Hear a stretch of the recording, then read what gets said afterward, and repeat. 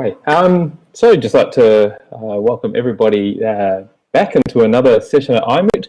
I feel like after we're talking about sleep, we should say congratulations to everyone just for getting this far. In this session, we have an amazing Moodler. I'm reasonably sure everyone's already heard of him, Stephan Rinke. And Stephan is actually on the iMoot team as well, and he's just been amazing, helping out wherever he can. And yeah, look, we can't speak highly enough about him. And Stephan certainly, apart from that, certainly knows his Moodle stuff as well. So I've known Stephan for many years and has been very much involved in Moodle for quite a long time, actually probably forever since Moodle's been around. It's been a long time anyway. So yeah, Stephan, looking forward to your presentation now, and I'll hand it over to you. Thanks for that, Shane. Excellent. You managed to make me blush as well now, so I hope the camera doesn't show it too much. I think I've been Moodling since 2007, so I think that was version 1.5. Moodle has changed a lot since then, and for the better, I have to say. I wouldn't want to miss those first, years either, because they were quite adventurous, and you felt like a pioneer.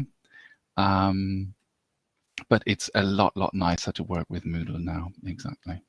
Yeah, as Shane said, my name is Stephan. I work for a municipal adult education college in Essen in Germany, where we provide services or lessons, courses in any subject under the sun, from photography to computing, from language courses to pottery. There's virtually nothing that you can't do at our college. It's all at very low prices because we are federal state financed to provide these courses. And I work there partly as e-learning coordinator. That's my little extra job. And I'm running a lot of the language courses in the languages department, making sure that we've got teachers and that we've got rooms and that all the courses also have participants and that they all play along nicely with one another. Okay. Before I start the presentation, I just want to run a little poll because it says 8 tips for Moodle beginners. And I just want to know how many of you are actually Moodle beginners. So I'm going to run a yes/no poll. Please answer with yes if you've been Moodling for fewer than 2 years, please. So if you've been Moodling for fewer than 2 years, that's a yes. Okay. So that's a third. So these 33% will probably get the most out of the session, and the others will hopefully catch a couple of tips. And if they are into Moodle teacher training, perhaps they pick up on some ideas what one definitely needs to tell first-time Moodlers. Okay, off we go. I've set up some collaborative session notes. The link on the slide is clickable. If you've got 2 screens or you are very comfortable with switching between windows, feel free to open up the Titan pad. It's an ether pad, and you can add ideas, tips, tricks as we go along. I'm going to put this on my right, so if you see me looking to the right, that's because I'm sort of following what you're doing there. On the right, there's a little chat. So the chat is for talking about what you're putting into the left window, which is the actual notepad, so to speak. Okay, if you want to, you can enter your name at the top, but don't forget this is pretty public. So if you want to stay anonymous, don't put in a name. If you want to stay semi-anonymous, put in your first name only. But that's entirely up to you, of course. Good. I see lots of people are there.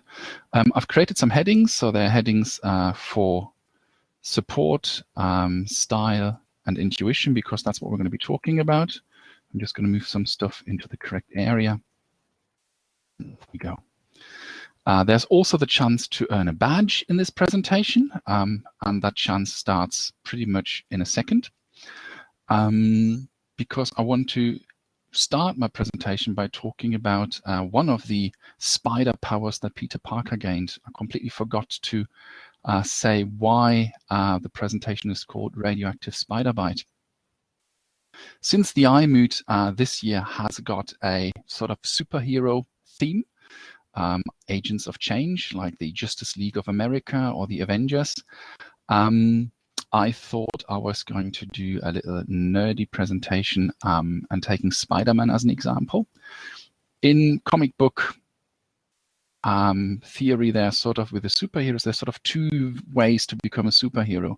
One is the hard way, which is to become an orphan at a very early age, like Batman, and then wanting to avenge the death of your parents and fight crime, and therefore training, training, physical training in martial arts, learning about science, and so on and so forth, so you can create gadgets.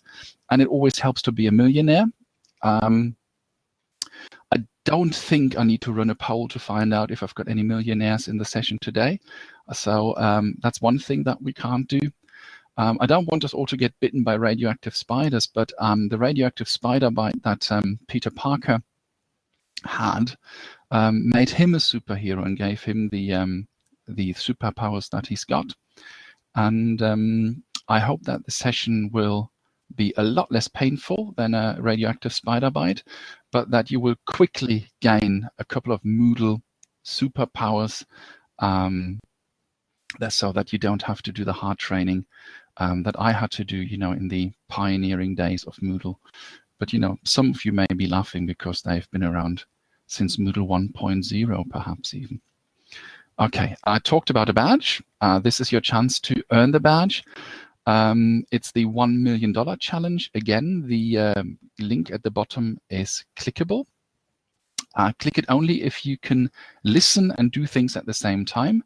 Otherwise, wait a second, perhaps, and I'll explain to you what this is about.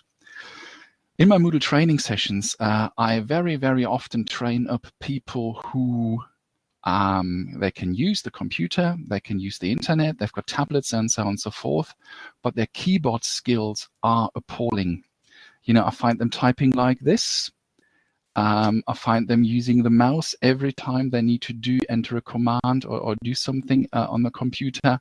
And this is, in my view, one of the reasons why a lot of teachers always say, well, it takes so much time to use Moodle with your classes, because they don't really master the tool of their everyday work. Most of us have got to use a computer every day. So being able to type definitely does help. And the next step after you can type is really using keyboard shortcuts. So I urge you to learn keyboard shortcuts. A couple of them you can earn right now by clicking on the link. There's a little game which is sort of very, very similar to the idea of Who Wants to Be a Millionaire.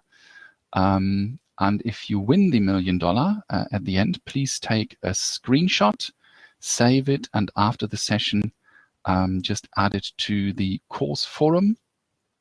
I'll put the link, if you want, in the chat window, so you don't have to go looking for it. In this course, there's a discussion forum, and you can just add the screenshot as an attachment, as proof that you've won the $1 million, and I will award the badge, sometime today or tomorrow, because I'm off to see Paul McCartney later. Okay, so knowing your way around the keyboard is definitely speeding you up no end, getting you close to spider speed. If the keyboard shortcuts are a bit too easy for you, the ones that I've put in the game, there's over 100 keyboard shortcuts in this link. I'm going to make the PDF of this presentation available to you so that you've got all the links and everything. So there's no need to stress or write things down. Okay. If you have already managed to earn the $1 million, perhaps just type in the chat so that we can see that somebody's managed to do it.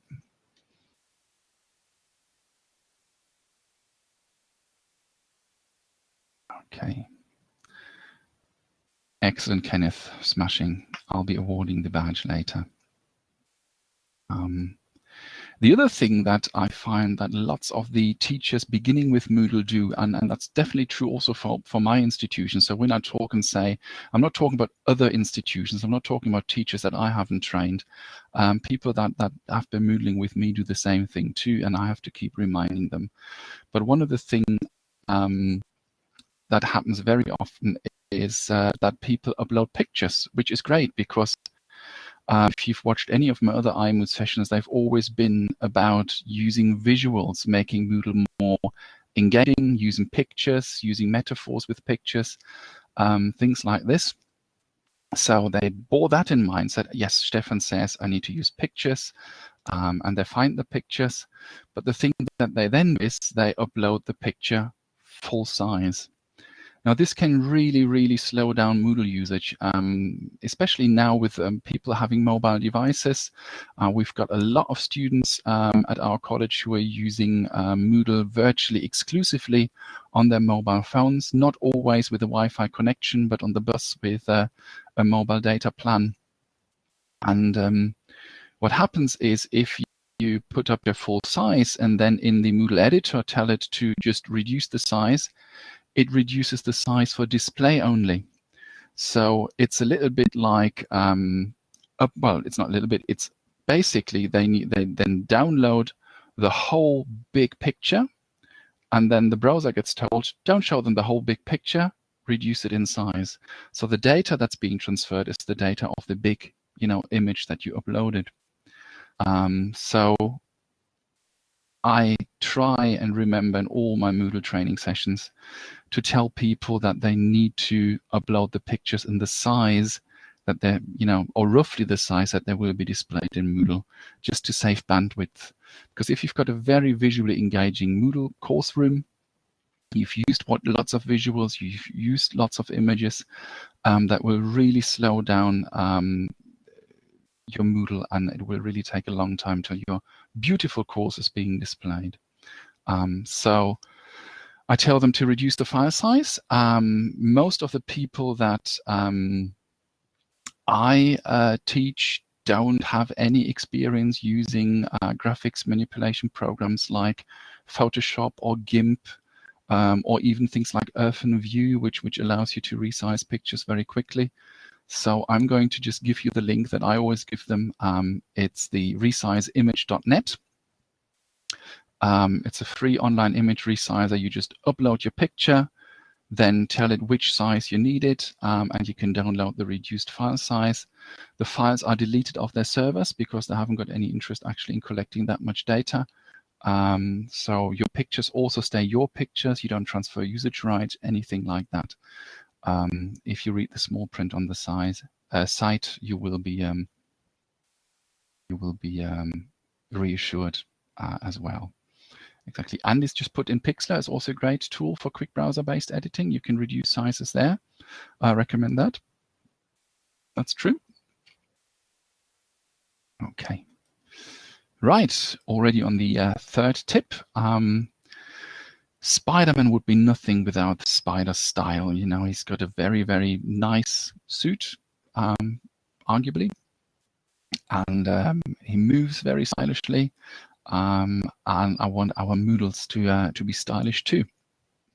And one of the ways of doing that is to work with pictures. You don't want Moodle to be completely text-based, to have the resources just one below another. If you want a great example for style in Moodle, you just have to look at the iMoot Moodle. That's a Moodle that looks really, really nice. But that's got a special theme, lots of custom CSS, because, the people running iMoot, they really know their Moodle stuff. They're able to do those things. And most of the teachers that I train, they're happy to use the internet, but they're not very good at manipulating web pages and things like that and dealing with code. Plus also a lot of the teachers that I train up work at institutions where, they haven't got any control of the theme that they're using. A lot of colleges or sort of, let's say, public funded institutions don't really pay a lot for custom themes, so a lot of them are pretty much the theme that comes with Moodle prepackaged with a little bit of custom CSS and their own logo, and that's about it. So I tell them they really need to use visuals to make also their Moodle courses engaging. And when I talk about style, every Moodle course has its own style. It also depends on the target audience. For some target audience, using pictures like this, which are pretty much stock photographs, is the best way to go. In other courses, it could be something else. I've started to use my own drawings recently. And this is a screenshot taken from a Moodle course that we use in a project as a project communication platform, so to speak. So we've got all the communication centrally based in a forum, and we've got a place for the documents and materials. And I'm sure you've all been able to understand these little bits of German that were there. So German is really, really, really easy to learn if you can speak English. As you can see, Projektforum, everybody understands that here. Dokumente and Material, just as easy. So you need to choose your style. What I do then recommend is that you stick with the one style that you have chosen. So I wouldn't mix pictures with clip art and things like that. So once you've chosen a style, I would stick with that just to give it sort of a uniform, sleek experience as well.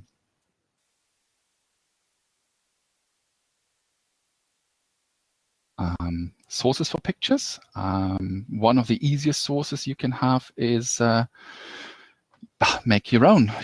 Most people will have a tablet or a mobile phone with a camera, and the cameras in those smartphones have become better and better and better.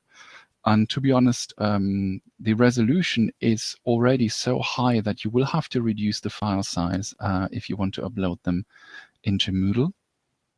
You just need to develop a little eye for motives, an eye for metaphor.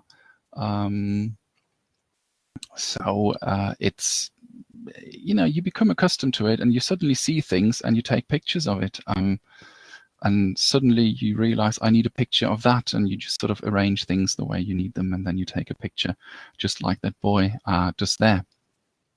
So that's one thing, because if you take your own pictures, you don't have to worry about copyright. You don't have to worry about attributing the author of a piece of work, things like that, because they're your own.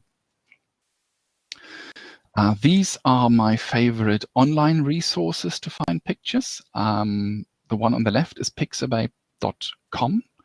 Pixabay provides pictures based on CC0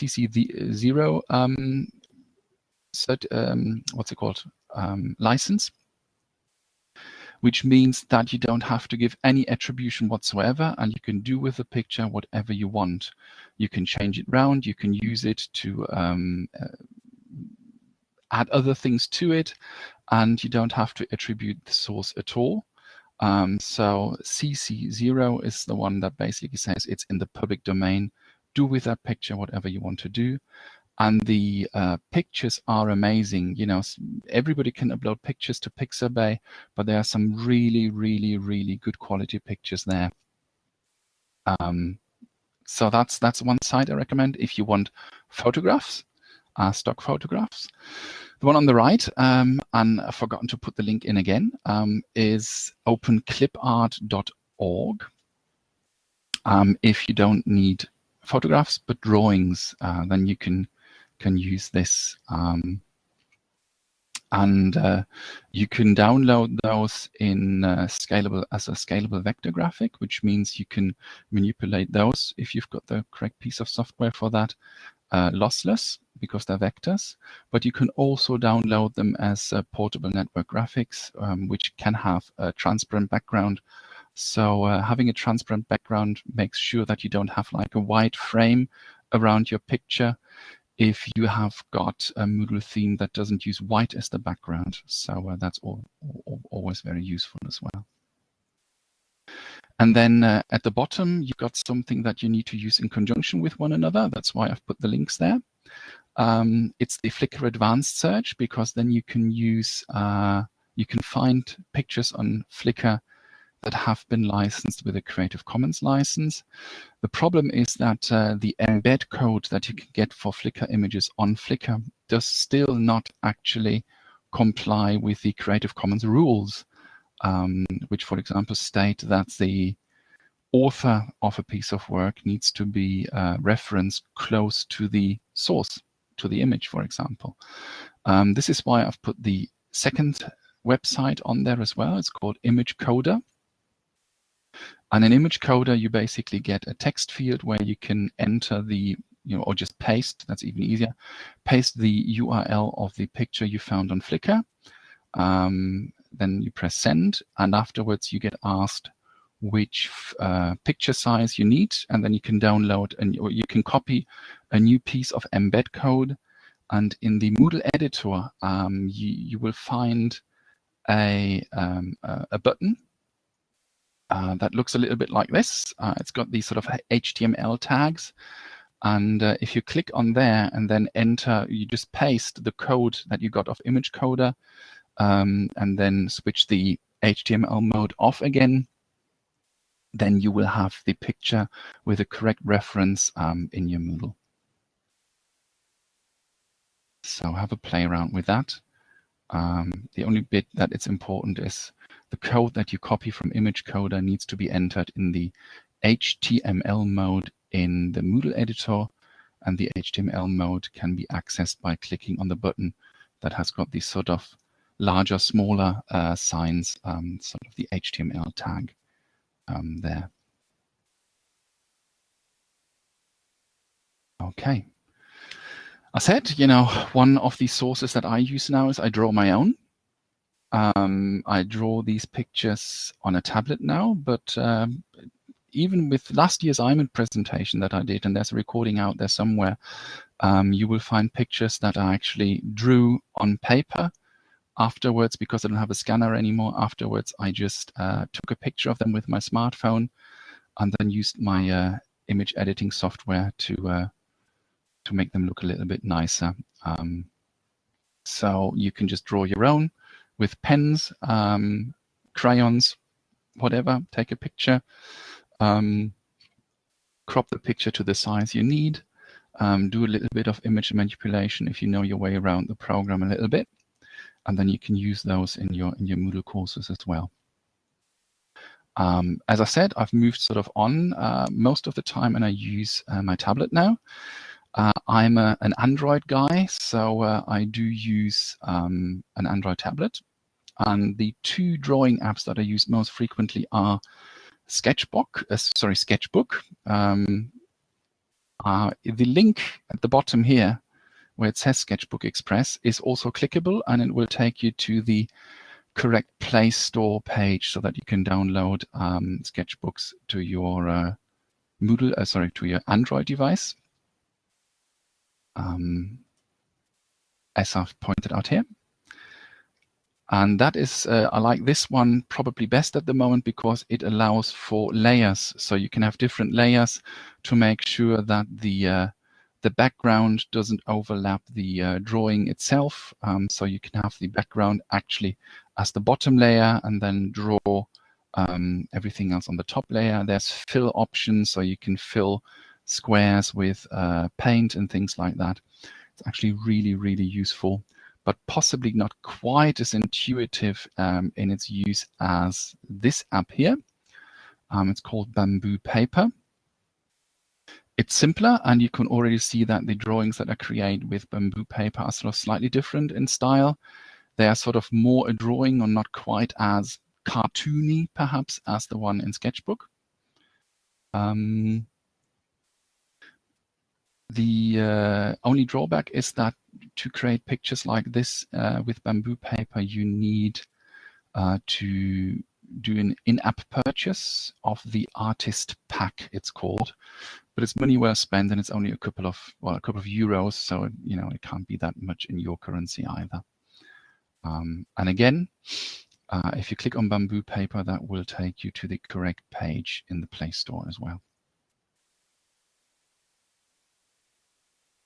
Right, tip 4 is also about style. just talked that a lot of institutions I work at cannot add any plugins or other, third-party course formats.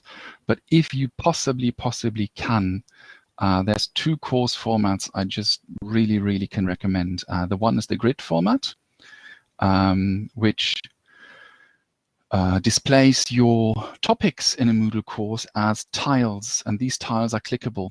So the grid format I really like if I know that a lot of the people will be using Moodle from a tablet, because it's quite intuitive. You can just tap on the tile and then the topic opens, and then you can have access to all the resources and materials and activities in that topic. It's also a very great way of avoiding the scroll of death that Moodle is dogged with so often. And I fully agree with Andy Chaplin.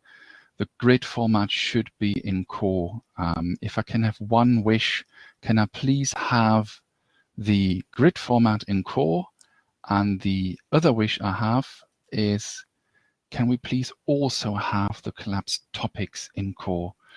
So if there's one thing that the Moodle Association could do is perhaps make sure that these are in core, so people don't have to install them from as a third-party course format, and perhaps they can make money available to pay the maintainer of these two course formats, which I think are both for both is Gareth, a great guy that he always makes sure that we have up-to-date versions of these course formats so that they work with the most up-to-date version of Moodle 2. So if you have got a good link to the Moodle admin at your institution, buy him coffees and chocolates and anything else, just so that he will install those two course formats. They're really worth it. Fifth tip has got to do with intuition, spider sense. So if you've read your Spider-Man comics, you know that Peter Parker developed sort of a sixth sense, and he can sort of sense danger before it actually happens. And yeah, I agree with Shane. Collapsed topic could be something that we could do in Moodle Core with the normal topics format. Sixth sense now means that you're not having the sixth sense yourself, but you're sort of passing on the spider bite to the users of your Moodle, so that they can start using Moodle a little bit more intuitively. The thing that helps you with that is called information mapping. That's the sort of cognitive science term for this. I'm sure that all of you will be able to read those 6 icons. Nobody will think that the bottom right one is the place where you can buy babies, or the one at the bottom in the middle means that you should throw a marble into a cocktail glass. They seem to be pretty well understood, which is the reason why airports and train stations, public places use these icons. Not so much because they can save on translating, because you would have to have, definitely at an airport, several languages below that. But also because these people know that we can process images so much more quickly than text. Depending on which sources you find on the internet, they tell you that it's like 400 times quicker decoding an image than decoding the text that would actually describe what this image is about, which is one of the reasons why we have traffic signs, because it would take a long time to read the sign saying, be particularly careful here, there are rocks that could roll down this hill. It's far easier to do that. And from the traffic signs also, you will find that you can create your own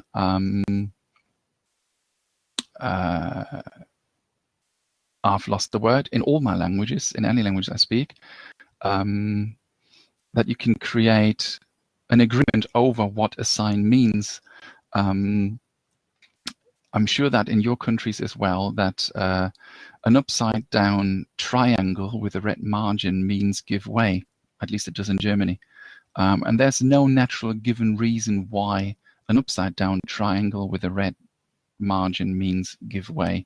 But if it's been established as a norm, then people will understand it. And if you use the same kind of icon in your Moodle course for the same thing, users will get used to it, and that will help them as well to know their way around. Yeah, the top right one would look like a seriously scared rabbit. That's excellent. Yes, the top right image looks like a space invader. Turn it upside down and it's a seriously scared rabbit. And that's what I've done here. Every time you enter the course forum, you see this picture here, and you straight away know you've come to the correct forum as well, because there's also a help forum and so on and so forth. And this is particularly useful if you haven't used images to guide people to the resources, but you've got the ordinary Moodle page with the resources all listed one below the other. And particularly on smartphones, it can happen so quickly that if you've got big thumbs like mine, that you click on a resource and you actually click the wrong one. But if you've then got an image that tells you straight away which resource you are viewing, it does help you to know, yes, I'm actually in the right place.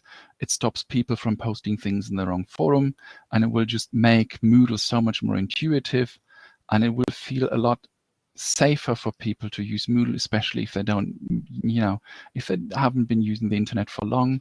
If you're working with perhaps older Moodle users in courses, that's a very, very helpful concept. And it makes Moodle more appealing because you use images. Same thing here, different style. As I said, you need to choose the style according to your target audience. There may be audiences that are not too keen on handmade drawings and would prefer clean, crisp pictures, photographs instead. But give the self-made drawings a try, because I've had feedback saying that when they see those drawings, it makes them feel really appreciated because I took the time creating and making those drawings. And I've created lots of drawings now that I can just use for various contexts, just change the text a little bit, which is why it's great in Sketchbook that you've got layers. It's very, very easy to change the text if you've put the text on one layer. You just clear the layer, add a different text, and off you go. Sixth tip is about trust. There are some sessions in iMoot, and I've seen one of them at least, which is about collaboration in Moodle collaborative learning. And one of the prerequisites for collaboration is that you trust the people you're working with, that you feel safe, that they don't take advantage of you, that they don't laugh at you behind your back, and so on and so forth. And if you know your Spider-Man a little bit, you know that he's got the strongest and best relationship with Gwen Stacy, and Gwen Stacy knows who Peter Parker is. Well, she knows who Spider-Man is, namely Peter Parker, because he took off his mask, just like these guys should. This actually is a picture from a Moodle workshop I've run, and it was a Moodle workshop, a day workshop, all on trust in Moodle for cooperative or collaborative learning. And it's a simulation. They needed to be in an environment where the sensory input is reduced, and they still had to do a collaborative task, just to sort of simulate being on a computer and not having all channels available to you. What I mean is basically this guy here has got a face. He's got a face in forums. Wherever this guy posts something, could be even pasting something in a post, his face is visible. You know who you're talking to. He's not anonymous. He's got a picture, is trying to smile there at least. So it's hopefully a trustworthy face as well. Whereas the guy below, he uses the stock image that's been assigned to him on the Moodle site, doesn't have an identity, You don't know who he is. You don't know who you're talking to in the forums if you see him. Plus also, because you will need to read his name, I blurred, this is a picture actually taken from the iMoot site here, so that's why I blurred the name for copyright, not for copyright, for privacy reasons. But reading the names, especially in the forums, they're in quite small print. It's far quicker, as I said, to decode an image, and it's far quicker to recognize Stephan by his photograph rather than reading the text. And you can see, perhaps because it's slightly pixelated, I enlarged the picture a little bit so that you can see it. So please, pretty please, use profile pictures yourself in your Moodles, but also try and get your users to use profile pictures because it makes a hell of a lot of a difference. And I would really say that if you've got a Moodle course where virtually everybody uses profile pictures, the likelihood of good cooperation, collaboration happening in your Moodle, in the forums, and so on and so forth is a lot higher. Tips 7 and 8 are about finding support. Spider-Man most of the time fights by himself, but sometimes he needs support too. So he's part of the Avengers, for example. He joins them. And with Moodle, the great thing is you don't have to be a lone ranger. You don't have to find out everything by yourself. Partly because Moodle itself provides lots of help and support. For example, with those little question marks.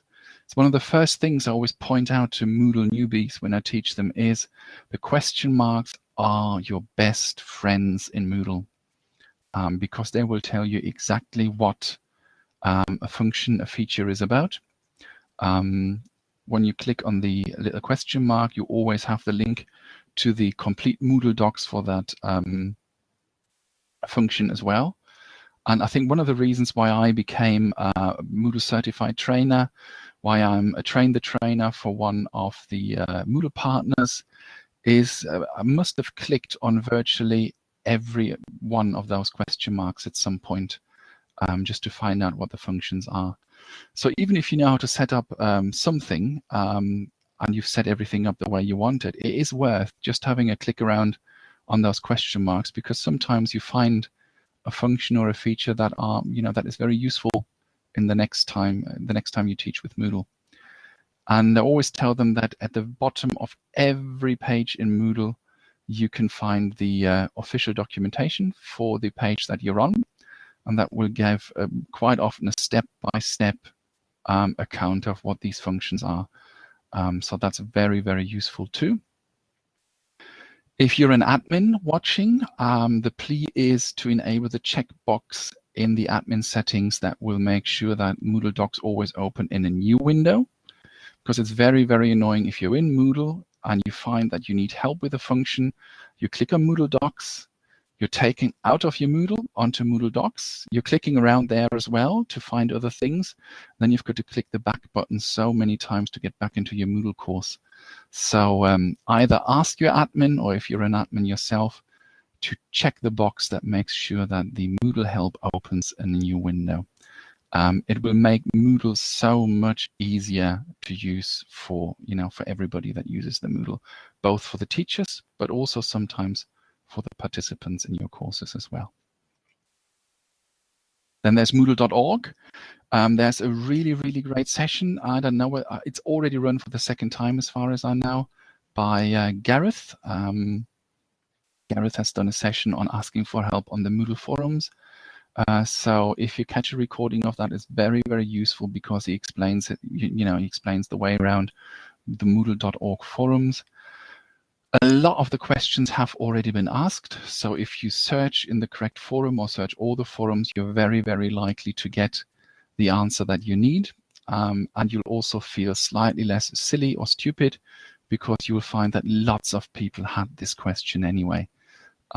So that's always quite helpful.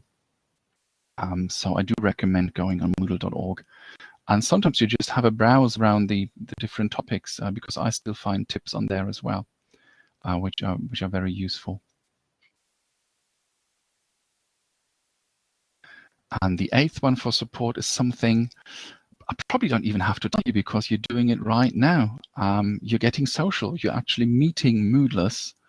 And with iMoot, you're meeting them online from all over the world, which is great, networking.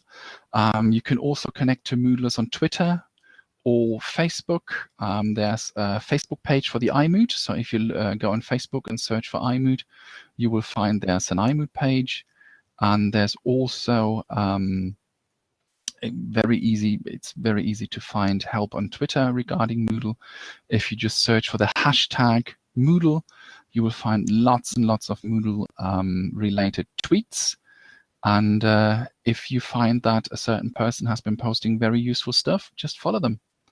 There are lots of Moodlers out there, and you can just find them on Moodle on Twitter by looking for the Moodle hashtag and follow them there.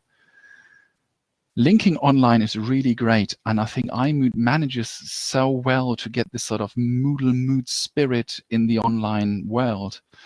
But a real Moodle mood with real persons where you can actually sit together and have a coffee rather than just sort of doing it virtually and showing with a webcam that you're having coffee is a whole step up from the online experience.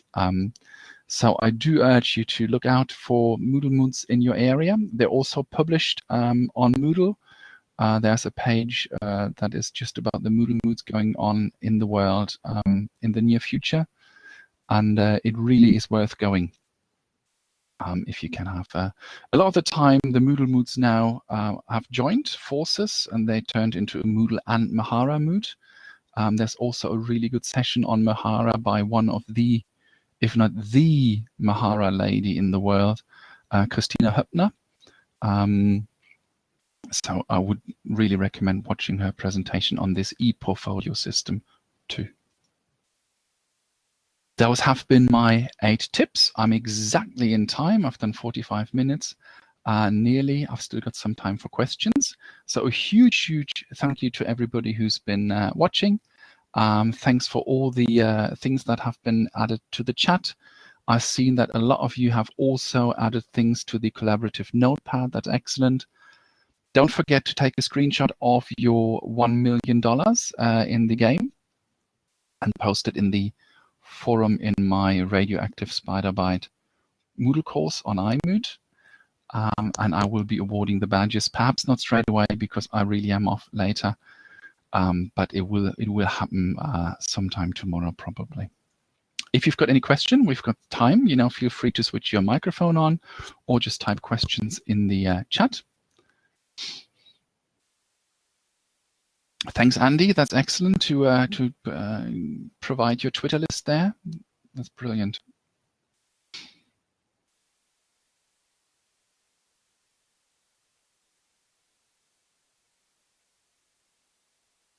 Okay. Looks like everything is clear. Probably a good time for me just to quickly jump in and say, Stephan, that was just simply amazing. Thank you so much for presenting that. I know I started taking notes, and in the end, I just wrote a big note saying, watch the presentation again. So, yeah, thank goodness for recordings. But yeah, some fabulous tips, and I think obviously everyone got stuff out of that. So, thanks for your time and everything, and I hope everyone enjoys the rest of the iMoot. And yeah, a few sessions to go. So. Thanks for having me. Bye, guys.